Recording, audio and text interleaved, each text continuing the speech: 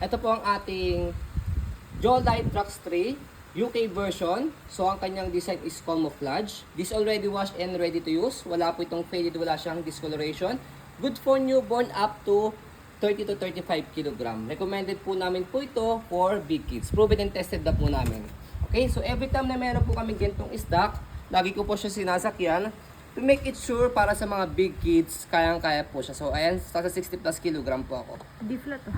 Okay? So, pakita natin yung details niya one by one. Unahin natin sa kanyang canopy, ayan.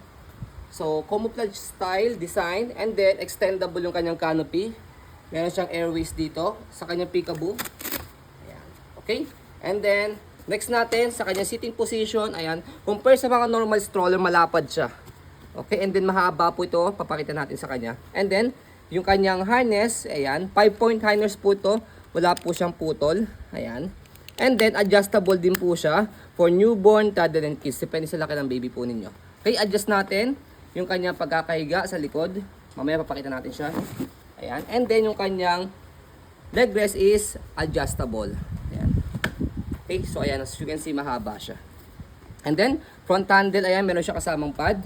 Press nyo lang po dito, slide, paglalagay na tanggalin si baby. Okay? And then, sasalpak nyo na siyang ganyan, pag ibabalik po ninyo. And then, sa kanyang leg rest, press nyo po dito sa both side, pag ibababa nyo po siya, pag nakaupo si baby. So, yan yung kanyang footrest, and then, tapakan yung kanyang gulong sa harapan. So, this one, hindi siya inflatable, but yung dalawang gulong niya sa likod is inflatable siya, pero wala po yung butas. So, ayan yung kanyang frame.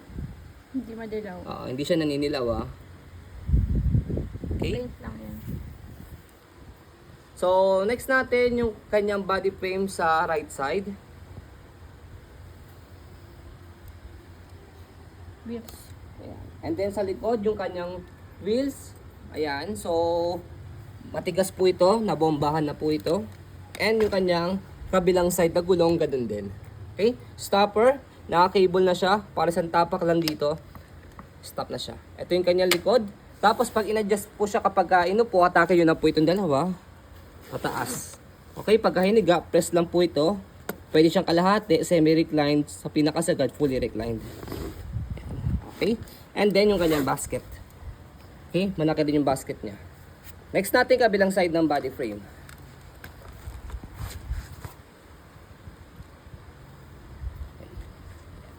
So sa ganitong design, I think limited lang siya kasi sa tagal namin nagbebenta ng mga stroller at na marami rin nahawakan ng mga Jolite Trax 3, yun lang kami nagkaroon ng ganitong camouflage design po niya.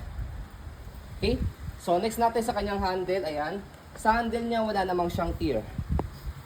Okay siya. Ayan. So okay. So next natin, ang weight po nito is around 8 to 9 kg heavy duty, yet compact po yung folding po nito. So bago natin siya i-fold, i-stall muna natin, ayan, to make it sure na wala siyang problem sa kanyang mechanism. Okay? So sa pag-fold po sa kanya, stopper nyo muna para hindi gumalaw. Fold canopy. Sa pinakaupuan niya, meron note dito, fold strap. So press nyo lang po itong color gray, and then pull. And then, compress nyo po siya. Meron siyang lock dito sa gilid. Can stand alone. Okay? So pwede rin naman siyang luggage type. Tanggalin nyo na sa pagkaka-stopper. Yan. Pwede siyang hatake na lang. Hindi nyo na kailangan buhatin. Okay? So next natin, kapag in-open nyo po siya, tanggalin nyo na yung lock sa gilid. Tapos bubukan nyo lang siya. So that's it. Wala po siyang kahassle-hassle. I-open saka i-fold. So yan po, as you can see, very details po kami sa aming pong pag-video kasi aming shop policy. No refund, no exchange. What you see is what you get. So yun po, maraming salamat. Have a nice day and God bless po.